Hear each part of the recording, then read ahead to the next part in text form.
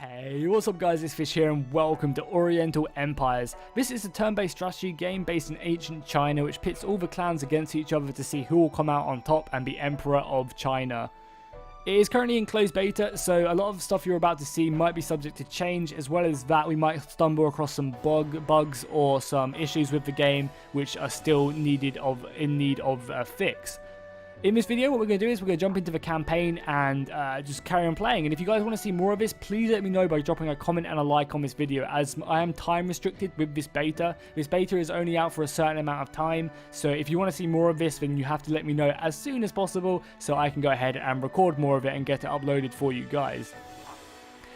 There are plenty of factions in the campaign. Some of the campaign factions are actually locked. You have to play 200 turns before you can unlock, I guess, a third of the factions or 2/3 of the factions, which I kind of understand why they've done that, because, you know, they want people to understand the game before maybe they try some of these harder factions or more complex factions. So they've kind of given you 5 factions which you can mess around with, and then there's like another like 10 factions which are locked until you play 200 turns of the campaign. So I understand why they've done that. I personally don't like that, but you know, I guess it's some of these factions might be a lot more complex than, you know, these starting 5 factions. So, you know, allowing you to play 200 turns and really getting a good feel of the game first before you really undertake all these hard tasks. Each one of these factions have a unique starting ability and traits, I guess. Some range from power development rate increased by 20%, which is actually a really good ability. Increase authority by 1. We'll get to stuff like this in a second, so you guys probably won't know what this means until we really jump into the game. Some of these guys have unique units as well. This guy has a bunch of traits for hand. I think we're going to start off as Fishu because I kind of like their starting position. You know, there's no one really immediately around me to fight. You know, whereas if we were to play as Shang, you know, we're kind of in the middle of everything. It's a bit more aggressive and a bit a harder start. So we're going to just do a Shu kind of as we play through this. They have a craft development rate increased by 20%, fort development rate reduced by 20%, value of trade increased by 15%. And their main production of food is farmers. So this development rate we'll get onto when we actually jump into the campaign. This is to do with the technology and research rates, so we'll see that more in depth when we jump in. The value of trade, I guess, can only be good, but hopefully we'll be pimping it out with all our riches in China. And also our main, as I said, our main food is farmer. So we currently live off of farms. However, some factions start off as herders, as you can see. So I like that, how there's like 2 different mechanics for factions. So you might play a farmer faction once and start off by creating farms and doing all that, but in another faction you might be focusing around herds and, you know, getting cattle and stuff. So I kind of like the differences between the factions like that, and I think the traits are really unique. There are several difficulties. We're just going to play on normal for this one because I don't really know what to expect. I played about an hour and a half of this, so I kind of have a good understanding of the game. Well, I have a basic understanding of the game. I wouldn't call it good. So hopefully this video will be somewhat informational, but we can also learn together as we go through it. You can play, I don't know how far this goes up, but I was pressing it a second ago and it allowed me to go all the way up to like turn like 2000, and then I just stopped. So I imagine you can play for a huge long time. If you want to have a massive multiplayer session in this, I think it'd be really interesting. So let's jump into the game. We can go ahead and see straight off the bat, it's a hex-based board game type feel to it, you know, much like Civilization. I hate comparing games to Civilization because that's not the genre. If that's not the genre, it's just a game in that genre. But obviously if you want to try and look for something to compare it to, you can use that, but just in ancient China, as it were. So first off, we'll look at our cities and the stuff we can do within our cities. So we have our income. We can click on this and it will go ahead and drop down and show us this extra tab just to go ahead and increase the information, which I think is nice. The fact that you can just click this and it pops out with a more information which you can look more in depth, I like it a lot. Look how far I can go down right now. So for our finances, we have income and we have expenditure. The expenditure will go up the more buildings you build. You know, they need maintenance, as well as the armies you're trying to upkeep in your forces. So we have taxes as well. I guess the more people you get, the bigger your city grows, the more income you'll get. You have food. The more food you have, the bigger food surplus, the more people you get. And obviously when you're under siege in this game, because the combat's actually pretty unique and interesting in this game, and very different to other games, you know, in this genre. So hopefully I'll be able to show you in this video. If not though, as I said, make sure to drop a like, make sure to drop a comment, and, you know, maybe in the next episode, if I do one, you guys will be able to see the actual combat really unfold. And maybe we can even get to some sieges or something, which I think would be pretty cool. Because I I haven't actually done a siege in this game yet, and I think they look pretty interesting. So I kind of want to see what they hold for the gameplay for sure. So we're currently consuming 10 of the food, and we're producing 15, which is pretty good. Some from agriculture, because we have 5 farmlands, and then some from resource, because we have some wild game, which is pretty nice. Pretty nice indeed. We also have some unrest. I don't really know what this does. Like, I don't know if they try and rebel, or they form up some, like, you know, like, clans to come against you or something. I haven't really experienced the unrest, really. So, again, we're going to be learning what the unrest does together. The labour, we have people currently working. As you can see, if you look down here to the bottom left, you can actually see the population. We have 10 population in here, and they're all farming at the moment. We also have a growth rate, so I guess every 4 turns we get an extra person as well. I assume when this hits 100 we grow, which is pretty cool. And our growth rate is affected by our food surplus, and overcrowding I think decreases it. The more overcrowded we are, the more this goes down. So the more people you currently get and you stay the same size, the longer it will take for people to get. So what we can currently do right now on our campaign is we can convert land to farmland. This will give us more opportunity to food as we get more opportunity to farm as we get more people into the city, and that will obviously improve our food and allow us to get more people.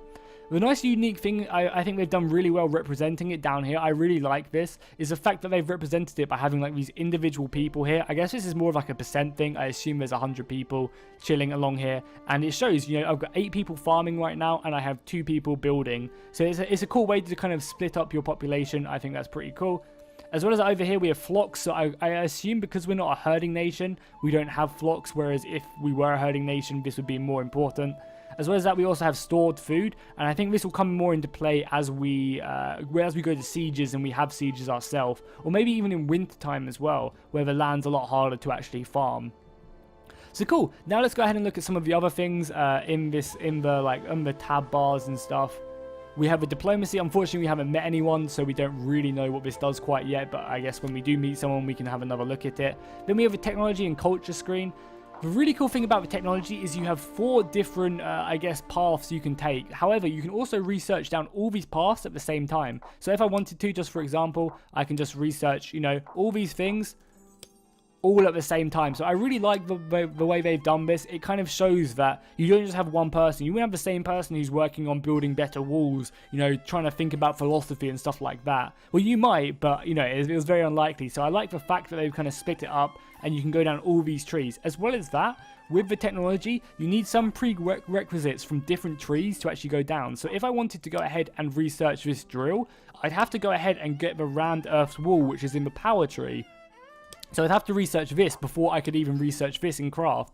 So I kind of like the way that you have to kind of almost plan your technologies out a little bit, think a bit before you just jump down this tree. And again, down here, you know, if I wanted to go ahead and grab up the bamboo stripes, I'd have to go ahead and get this tech, which is in fort. And this is where the bonuses come into play, which we saw at the beginning with my faction. So because my faction has a bonus in craft technology, I get a 20% bonus on all these technologies, which is really good. You know, it means I can get these later technologies a lot quicker than everyone else in craft.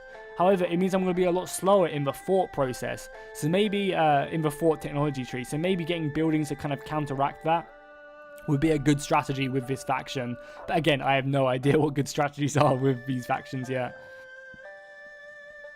So if we go ahead and plan out our thing, I think I'm going to go ahead and get this earth wall straight away, because I want to be able to get this drill. Because if we look at some of the effects, you can see this enables us to build copper mines, gold mines, and jade quarries. So the quicker we build this, the easier we'll be able to harness some of the resources. And I found that, you know, you want to kind of build quite a few cities at the beginning of the game.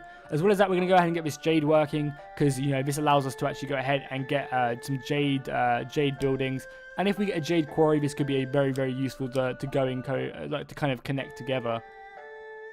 In the fort tree, I think I'm going to go ahead and go down this tree right here. Just go ahead and get this, because it allows me to get this technology, which increases my authority by a bit more, and it also relocates nobles, so maybe that can help us with our noble problem.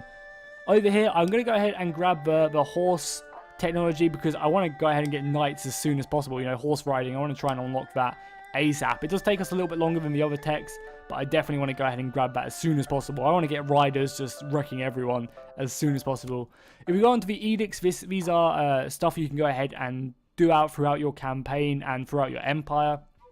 These all have effects, so this allows me to get another general into my army. So if I need more generals to lead my troops, I can go ahead and pop this, and it will go ahead and reduce my authority by 1. And it also has like a partial time, like a part-time effect and a permanent effect. I really like how they've done this as well. I think this is a real nice, interesting thing. So you have a permanent effect which wrecks you straight away, and then you have this, you know, a rope thing which is slowly being eroded over time. So it might be really bad at the beginning, but if you make it through that time, then you kind of see more of the benefits, which I think is cool. And it also costs you some money as well to go ahead and keep that up. So we're not going to pop this straight away. I don't need another commander right now, and our economy, you know, is still being built. If we go to our financial summary, again, I like how they give you a lot of information in this game as well. You can see everything that you're getting money from. So, you know, if you're ever confused about what's costing you money or what's taking you up, you can go and see that. You can also see last turn in the whole game as well, or this turn. So you really do have a nice amount of information at your hand. You also have a player status, so you can see what your faction does if you ever forget what your faction bonuses are. You can see your victory conditions. I think this is by conquering as many cities as possible. This is by actually getting the people to recognize you as emperor, so getting the population of China to recognize you as emperor. Then you have a cultural victory. I guess this is by building some cultural points, and this is just by having the most points by the end of the game. My game is set to 300 turns, but you can go to a lot later than that for sure. Then you have a statistics thing which show you all these about victory points, battles fought, military strength and stuff like this. And that's kind of cool that you kind of represent it like this. As well as that, you have the buildings and construction. We will actually get into the gameplay. I kind of just want to run through everything as we go before we really jump in, so we can kind of just be clicking on stuff as we go through. So buildings, at the moment I only have this city constructed right now. It's not really doing anything great for me. If we go ahead and look at this, we can see it gives me some civilian recruitment pool. It gives me some territory claiming within 3 hexes. So I think maybe if you increase the city size, does it give you more hexes? I'm not actually too sure. Maybe it does. Because at the moment it allows you to claim territory within 3 hexes. It allows you more farming up to 4 hexes from the city. And allows you to increase your max population of the city to 80. That's pretty crazy. I guess that's just like a default, and then you upgrade it the more you get. So this requires me to upgrade it, at least 40 people here working, which is cool. So at the moment I only have a city constructed. I don't have anything else, but I do have some buildings available to me. I could build a palace, which would give me noble recruitment, militia recruitment, add palace recruitment, and scores me 1 culture point. So this extra recruitment goes ahead and gives me more men to recruit, basically, and allows me to do it. Because if we quickly look at the military tab, you can see these numbers right here. This means that I'm allowed to recruit 1 noble, and then I need to wait some time for this to replenish. The militia allows me, there's currently 2 militia forces in my recruitment pool, so I can recruit 2 units of militia right now if I wanted to, which I think is kind of cool. Then we have some military buildings. We have a brewery, which will allow me to go ahead and get some light archer militia, which we might think about doing, but right now I guess it's more about the economy. Or we could go ahead and get a more economic building. We have a granary, and we have more of a trade district here.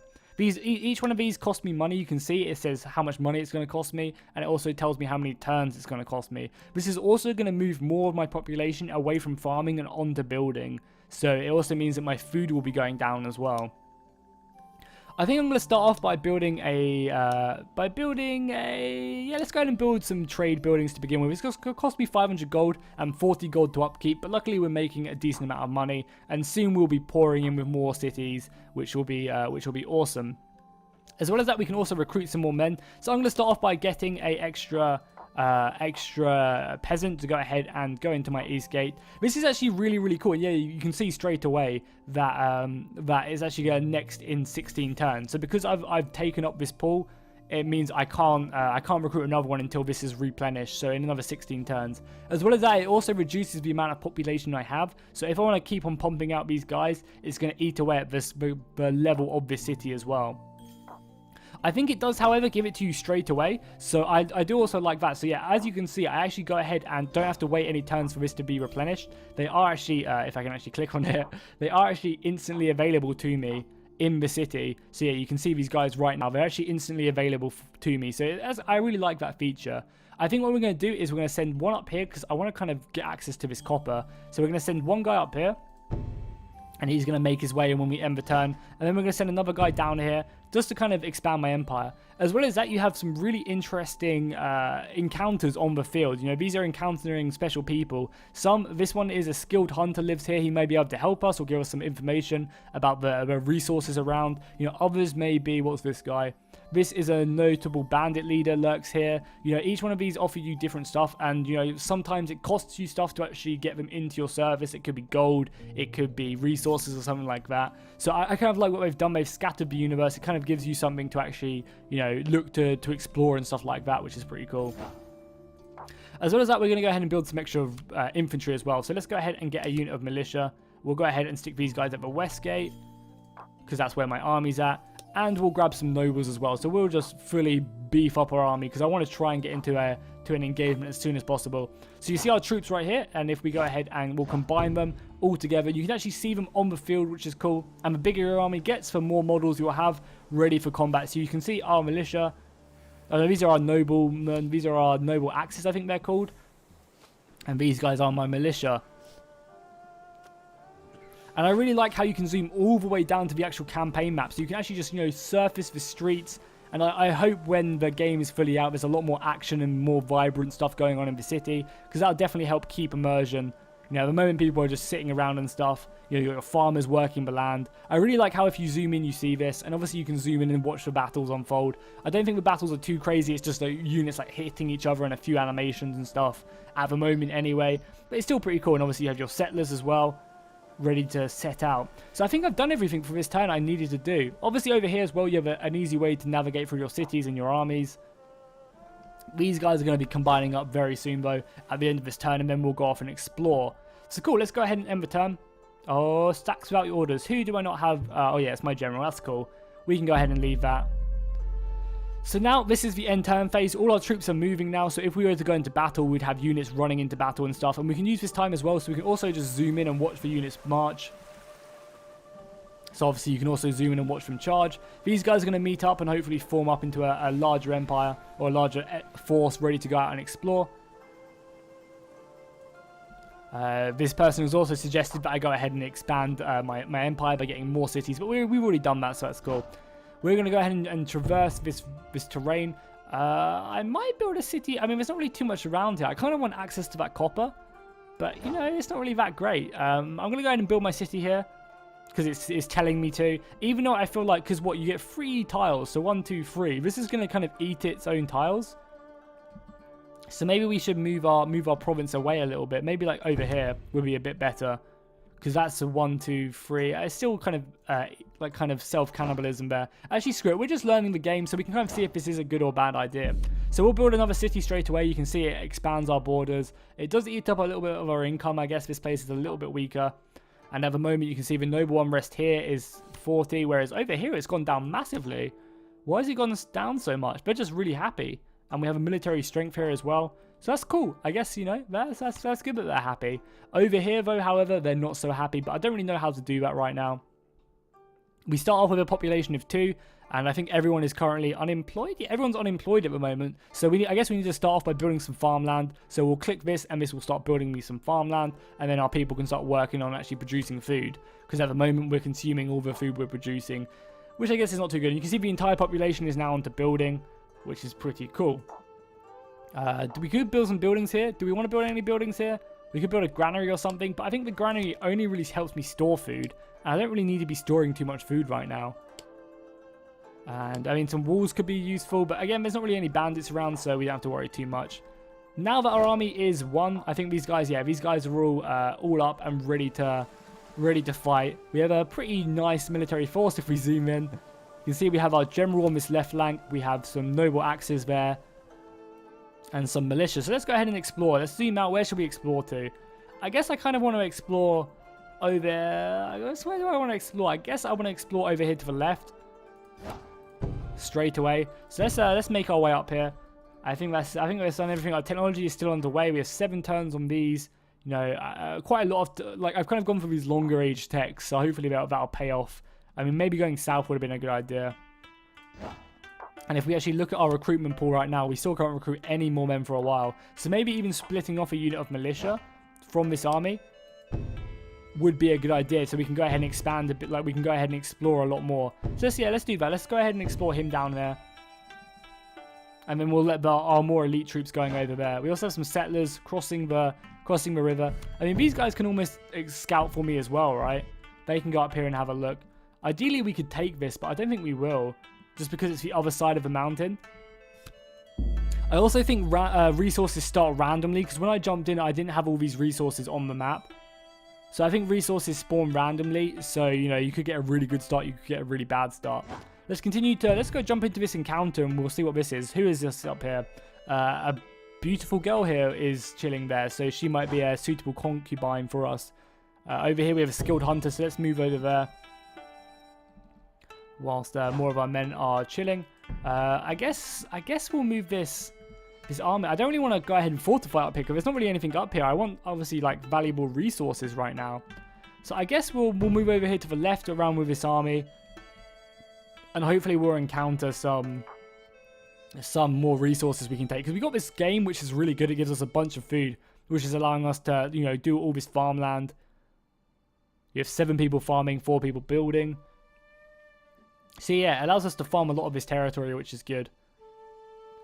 And if we look at the buildings, our bazaar will be done very soon. One more turn until that's done. We should hopefully see an increase in my economy there, which would be nice. We have a few encounters as well, which we can go and see this. And it is actually winter now, so I wonder if this actually does hurt my farming. Does this hurt my farming? Let's have a look. We have a lot of it right now. Is there any, like, decrease because of the... It looks like it's fine right now. So I guess maybe winter doesn't affect it. Because this would definitely be an interesting thing if I couldn't farm these lands whilst it's winter. I guess I can't build on any of these lands. Yeah, I can't convert any of these lands to winter right now, or to farmland right now. So I guess maybe that is a thing. I think that'd be cool. That'd be a nice, like, different feel to it, to like a herding faction. You know, maybe the herding factions are better in the winter. We also have an encounter over here. So if we go ahead and click on this, I think all we have to do is click on it. Or do we have to click on the army? No, we have to click off the army, I think. So let's go ahead and click off the army and then click on the encounter. Click on the tile. I don't really know how this works, how we actually do this encounter. Oh, there we go. We just click on that. So she offers a pleasant time for 145 gold. I mean, yeah, sure. We can decline it. Actually, we can't even decline it. We have to accept that. I'm not sure if that's an actual thing, but we have to. But yeah, we have to accept it. So at least we gave us some gold and she gave us a good time. We can't actually, but it says that we haven't actually encountered anything here. Nice, so we've got a new building built in here. This will hopefully give us more trade. We can't actually encounter that though, which is funny. I guess maybe you need a general here maybe, and the militia just can't kind of talk to these guys. That's fine. We'll send our militia over here to scout out some more. There's some more game over here, so we're going to keep on going through the mountains because I want to start getting some, like, resources, and I guess we are by the mountains, so that would be pretty cool if we can go ahead and get access to them. So let's end the turn again as our troops move the field. I like how you can move the camera whilst you're ending your turn, and you actually watch these guys. Obviously, you can watch them properly march, or you can watch it super speedy if you want to. So again, there's not really too much up here apart from this game. I might cross the river just to see what the game's all about. You know, see if there's any other resources. Because this could be a perfect place for a city, for sure. So let's go ahead and traverse through the woods. Yeah, I mean, it'll be quicker just to do this anyway. And we'll also use this guy to keep on marching. I think this might be the edge of the map. No, but looks at it, it still keeps going for a little bit. If that is the edge of the map down here, this is a huge map as well. An absolutely massive map if this is to size. Yeah, I imagine you're going to have massive empires and massive battles and stuff, which is going to be really, really cool. More troops moving. Do you want to build any more buildings? Because we're getting a lot more food now. We have 15 population, and some people not actually doing anything because our population is growing pretty quickly. So let's go ahead and build these walls now. Oh, it's pretty expensive though, and we're not making too much money right now. Maybe we should save up a little bit, because these all cost me money to upkeep as well. Our walls do not, so maybe just building the walls. I want to see what they look like. Obviously, it's a lot of our money, but I still want to see what they look like, if they actually do show up on the map or not. Over here, how we're doing as well. We have everyone farming right now, trying to increase the population. I guess everyone can just continue to farm. We're actually storing up some food as well. I guess this is maybe for the winter months. We have 5 food stores over here as well, which is pretty good. So cool. Let's go ahead and end the turn. Watch our army traverse the river. I believe in them. I wonder if you can actually build some rivers. Are they just march across? Yeah, they just march across. I wonder if you can actually build some rivers. If you can actually build some bridges. That'd be interesting for sure. If you can actually do that. Because it actually does absorb an entire turn just to cross the river. So maybe being able to actually build a bridge will allow you to further increase your movement speed. Continue just to advance. Yeah, the map does look like it just keeps on going. Damn, this is going to be a huge map for sure. You're going to need like a lot of cities to kind of just absorb everything. Oh, there's some enemies as well down here. Who are these guys? Encountered at new power. Bandits. So maybe I actually bring my army down back so we can go and watch some of this combat unfold. I guess for one more turn I'm going to send these guys out because I kind of just want to get as much vision as possible. So we'll let these guys just chill for now, but I will try and engage them before the end of this episode. Well, we've been doing it for 26 minutes now, so we're going to go for like another 5-6 minutes. I am thinking about streaming this game, so if you guys want to see me streaming the game, then make sure to let me know as well in the comments down below. Just absorbing. There's not really too much over here. There's some rhinoceroses over here. These provide actually 60 gold or 60 money for the settlement that owns this. So that's actually a lot of money. Maybe trying to stick a thing down here would be good. Cool. And there's actually one up here as well. So, oh, this is going to be a perfect city. We get our city like over here. 1, 2, 3. 1, 2, 3. Yeah, so we'll be in range of both the game and the rhinoceroses, which will be perfect. So yeah, let's bring our army back because I want to try and fight this bandit unit. So let's bring our army all the way back. We'll actually go past these encounters as well to try and get that. This militia will continue to scout around. And I think that is good. Nice. So we're actually making 100 gold a turn, which is not bad. How's our technology doing? So let's go back to the technology screen. Our wall will be done in 2 turns. The crafting, has that just been done? Oh yes, we've just gone ahead and done this and it's automatically doing it. Why is it automatically doing it? I know you can automate a lot of this stuff, which is cool. You can actually automate like new settlements, new technology. So I guess when things are getting a lot, like when you have a vast empire of like 10s and 20s of cities, you know, when you have all of this land covered and stuff like that, because again, it looks like this map is huge. I guess it is China after all. You know, actually maybe automating farmland would be a smart thing to do. There's actually a nice mountain pass here as well. This would be a good place for a city. We actually have a trade route. Is this a trade route going right now? That's pretty cool. Progress. So yeah, we just researched craft or jade working in the craft tree. This unlocks a new building. Let's see what this building does. If we go this, or have we not even got it unlocked yet? I guess we haven't even kind of got the resources to unlock it or anything like that. Maybe we have to be on like a certain tile or something. So again, end the turn as our army is marching back. We'll actually probably pass the citizens as they cross the river. The abandoned army is still there. They are in the winter though. Let's see what they look like. Are they just a unit of militia, right? Yeah, they're just a unit of militia. So hopefully our army will crush them. I'm hoping. That'll be a good battle. Hopefully give some experience or something. Because if we can see, he has 0 authority. What does authority do? This is personal authority of the leader, which adds to the overall authority of the empire. It will increase if we win major battles and fall if we lose. So I don't even know what authority and culture do in this game. I'm still trying to learn that out. We have a command rating. Oh, this is his energy. It improves his fighting ability of units that stack in his command. And he also has virtue as well. Reduces the unrest. So this is kind of more of a like a garrison force type ability. And this is more of an aggressive, you know, warrior type of ability. That's cool. There's loads of rhinoceroses around here. Well, that's the same one actually. So let's keep on moving as well. There's 2 right there.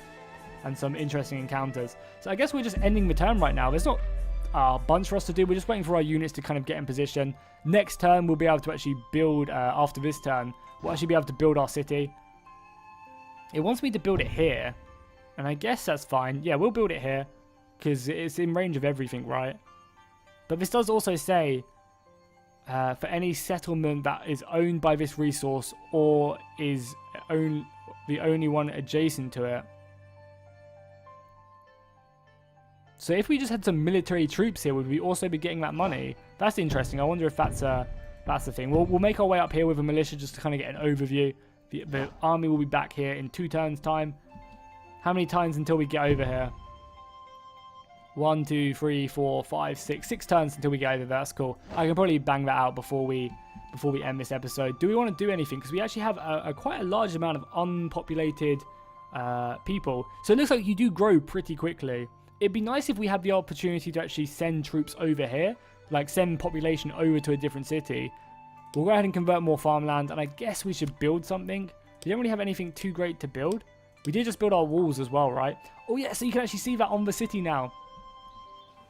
We have some walls ready to defend. And I wonder what the siege battles look like in this. Obviously, it'll be like some scripted stuff. But, you know, I think you actually attack certain parts of the wall and stuff. Which is really, really cool. That looks amazing. Look at our city. Oh, I'm actually really, really enjoying this game. Like, I'm having a lot of fun playing it. And I can't wait for, like, multiplayer. Imagine what you're doing with multiplayer when you have, like, 10 people all doing their own thing. I think that'd be really, really cool. So let's speed through these turns. Oh, technology warning. I almost didn't research something in power. Yeah, because our rammed earth walls were just built. So I guess we go ahead and go down and build some roads. Getting roads would allow us to traverse the empire a lot quicker. I wonder if there's like bridges down here as well. Irrigation. Is there like a bridge down here at all? Flood control. No, there's no bridges. So maybe we just build bridges by building roads maybe? Maybe that's the case. We should probably also try and get better infantry as well. Militia long spears would probably be better. We probably maybe want to get that when we can. So let's go ahead and end the turn. After we've done that technology, getting our roads up and running will be very, very nice. And again, that will actually absorb the population of the city. So you'll have a lot of stuff to like kind of distribute. Our next city will be available to be built. We should be in range of both the game and the rhinoceroses. We can't quite get the rhinoceroses yet, but it says within 3 tiles we can get them. So hopefully we'll expand.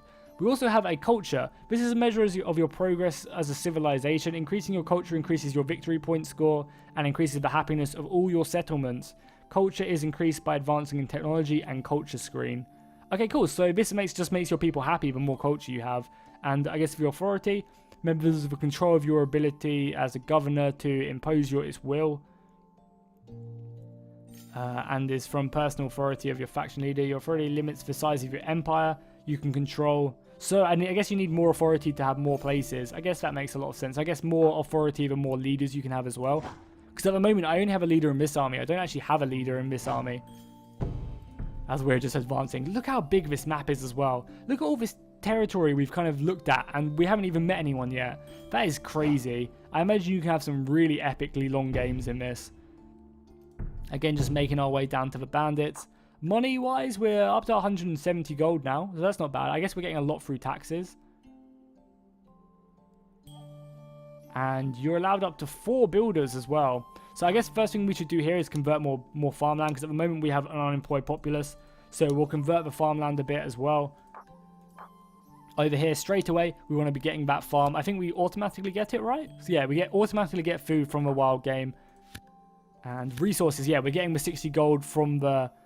Oh, because we're adjacent, because our province is adjacent to it. Okay, cool. However, if a civilization was to come down here and say, take this, and it would be in their territory, they would actually claim the resource. Okay, cool. That makes a lot of sense. So we'll start off by just getting some farmland, I guess, close to our building. Because if any bandits come, they'll be able to raid it. And I guess the closer it is to the city, the better it is. Nice, that's cool. So let's, again, just end the turn again. I wanna try and speed up, because I really want to get to combat, but... I think it's just too far away, and I don't want to make this video too long. So what I'm going to do is, if you guys want to see the combat next time, I'll make a video tomorrow if you guys want to see it, and we can go ahead and pit our forces up against the bandit forces as we move across. But I kind of want to end it here. I feel like we've had a nice overview of the game so far. Kind of got a good like glimpse into what the army. Oh, there's actually some more bandits down here. Are these just militia? Yeah, these are just militia. Oh, look at it! Look at the change. It's like really foggy and like it's raining over here in China. I guess like different parts of China will be experiencing different land. It's actually flooding as well. Wow, this is cool. But yeah, there's gonna be a lot of natural disasters and stuff, I guess, in the game if this is all flooded. That's really cool. I like that a lot. I like how, you know, like obviously because China's such a large place, there's going to be, you know, one place is going to be sunny one day and another place is going to be really, really, you know, just messed up through Mother Nature and stuff. So that's cool. I like that for sure. So yeah, obviously, as I said throughout this video, make sure to drop a like, make sure to drop a comment. If you want to see more of this, please let me know, and I'll see you guys next time, and fish out.